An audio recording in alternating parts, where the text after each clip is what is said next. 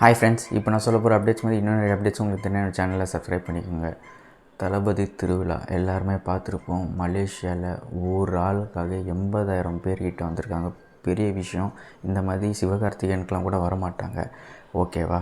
அப்படி இருக்கிறப்போ நிறையா பேர் விஜய் அண்ணாவோட லாஸ்ட் ஆடியோ லான்ச் எடுப்போம். அட்லி பேசியிருக்கார். ஓகேவா?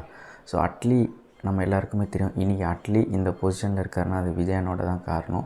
ஏன்னா தெரி, மெர்சல், பிகில் இதெல்லாம் கொடுத்து அவர் ஒரு பெஞ்ச் மார்க் செட் பண்ணார். அப்படி இருக்கிறப்போ அட்லி என்ன சொல்லியிருக்காருன்னா, அவரோட இனிஷியல் டேஸில் நண்பன் படம் ஷூட்டிங் அப்போல்லாம் இவரோட ஹார்ட் ஒர்க்லாம் பார்த்து விஜய் அண்ணா ரொம்பவே பாராட்டியிருக்காரு.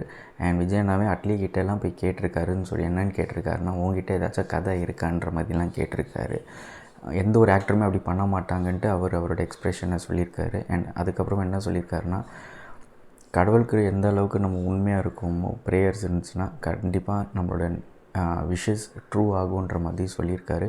அண்ட் அதே மாதிரி விஜய் அண்ணாவோட விஷஸ் ட்ரூ ஆகட்டும்னு சொல்லி ஓடி போய் கட்டியும் பிடிச்சிருக்காரு.